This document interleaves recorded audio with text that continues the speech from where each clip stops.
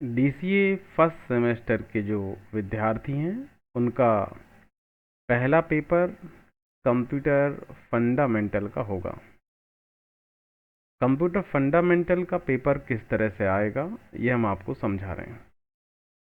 DC first semester के विद्यार्थियों का कंप्यूटर फंडामेंटल का पेपर 80 नंबर का होता है, जिसमें से आपको पास होने के लिए 32 नंबर लाना होते हैं।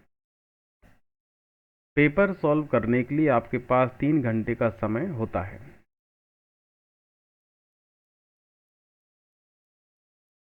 इस तरह से निर्देश पेपर में दिए होते हैं। ये पुराना पेपर हम आपको दिखा रहे हैं। ये paper DC first semester computer fundamental का पेपर है। प्रश्न पत्र 5 इकाइयों में विभाजित होता है। प्रत्येक इकाई में विकल्प भी दिए होते हैं। प्रत्येक इकाई से आपको एक प्रश्न का उत्तर लिखना होता है। इस प्रकार से कुल आपको 5 प्रश्नों का उत्तर देना होते हैं। अब प्रत्येक इकाई से एक प्रश्न का उत्तर लिखने का क्या मतलब है ये हम आपको समझा देते हैं। बहुत से विद्यार्थी इसमें कंफ्यूज होते हैं और कभी कभी गलती कर लेते हैं।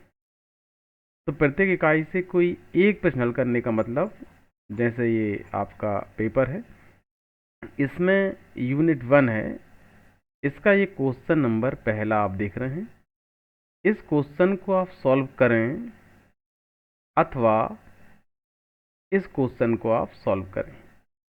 कुछ विद्यार्थी यहाँ पर गलती ये कर देते हैं कि ये जो आप देख रहे हैं माइक्रो मिनी एवं मेनफ्रेम कंप्यूटर में अंतर लिखिए, इसके अथवा में कंप्यूटर सिस्टम का रेखा चित्र बनाकर समझाइए, इसको समझ लेते हैं, जो कि गलत है।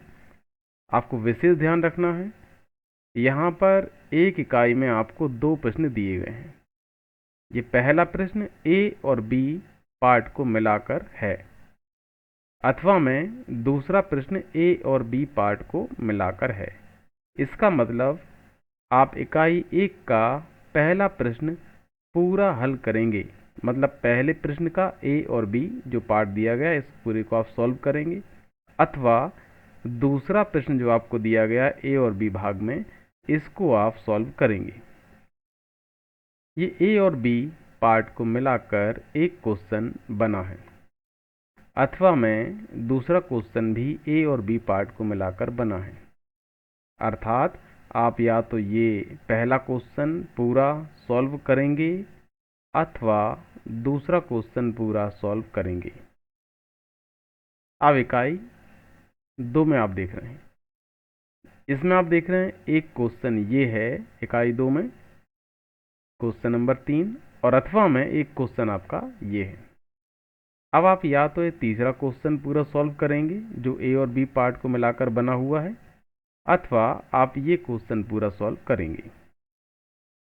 इसी प्रकार इकाई 3 में 5वां पूरा क्वेश्चन आप सॉल्व करें अथवा 6वें क्वेश्चन को आप सॉल्व करें।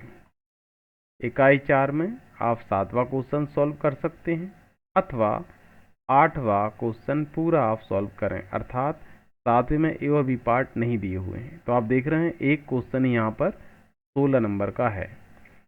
प्रत्येक यूनिट के लिए 16-16 नंबर यहाँ पर फिक्स किए गए हैं। तो यहाँ पर चूंकि एक क्वेश्चन आप देख रहे हैं अलग अलग पार्टों में नहीं है, इसलिए डायरेक्ट 16 नंबर यहाँ पर लिखे हुए हैं।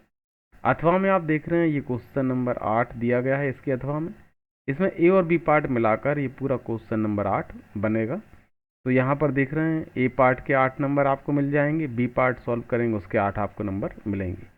दोनों सॉल्व करना आपको अनिवार्य है, अर्थात ये पूरा सॉल्व करेंगे तब जाकर एक क्वेश्चन आपका पूर्ण रूप से सॉल्व माना जाएगा।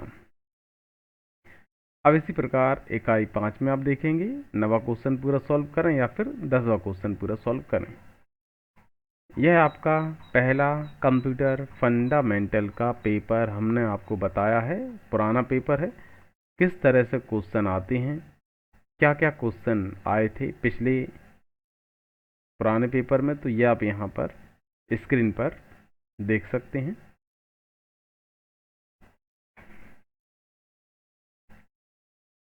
अब अगली वीडियो में हम आपको डीसी सेकंड सेमेस्टर के बारे में समझाएंगे, फिर पीजीडीसी फर्स्ट सेम और सेकंड सेम। अभी हम सभी की कंप्यूटर फंडामेंटल के ही पेपर आपको दिखाएंगे और कितने नंबर का आता है ये आपको केवल कंप्यूटर फंडामेंटल के बारे में समझाएंगे। इसके बाद कल हम जो वीडियो अपलोड करेंगे उसमें हम दूसरे पेपर के बारे में समझाएंगे और दूसरा ही पुराना पेपर हम आपको दिखाएंगे, अर्थात आपका डीसी वाले विद्यार्थियों के लिए पीसी पैकेज के पेपर के बारे में हम बताएंगे, किस तरह से पेपर आता है, पुराने पेपर में किस तरह से क्वेश्चन आए, ये हम आपको बताएंगे। पीसी पैकेज के बारे में ये हम आपको कल बताएंगे। प्रतिदिन हम आपको इसी तरह से एक क्वेश्चन, एक पेपर पुराना दिखाएंगे और उसका पैटर्न दिखा देंगे, जिससे आपको पुराने क्वेश्चन कौन से आए थे यह पता लगता रहेगा।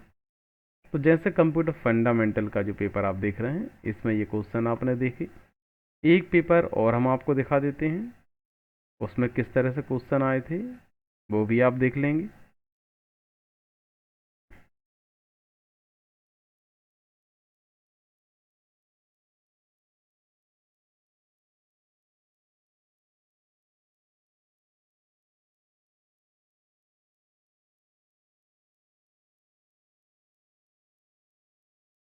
हम आपको एक और पेपर दिखा देते हैं।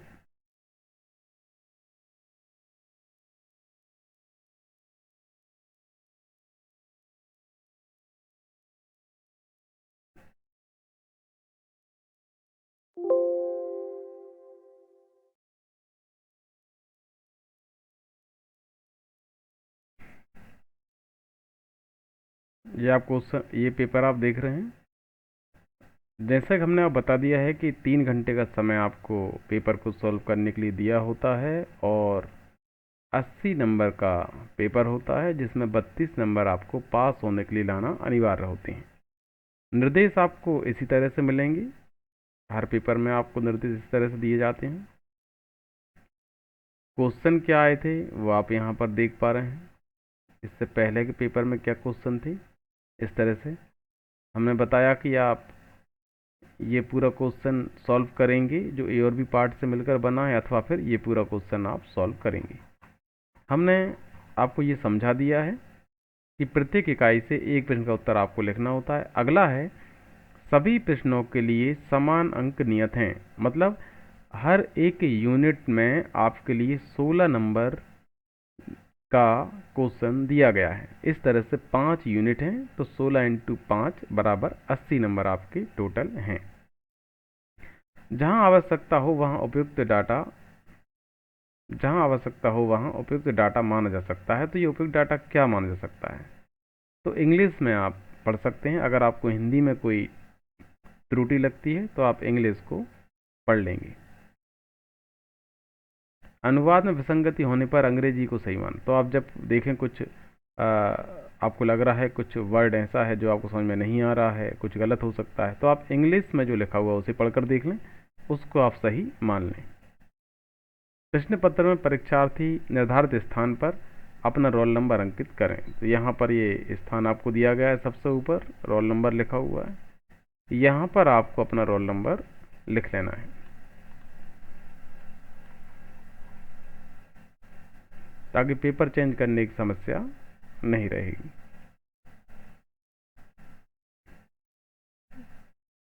अगली वीडियो में हम आपको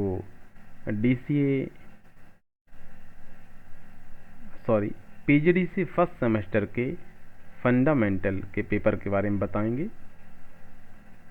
उसके बाद हम सेकंड सेम के क्लास के लिए वीडियो डालेंगे।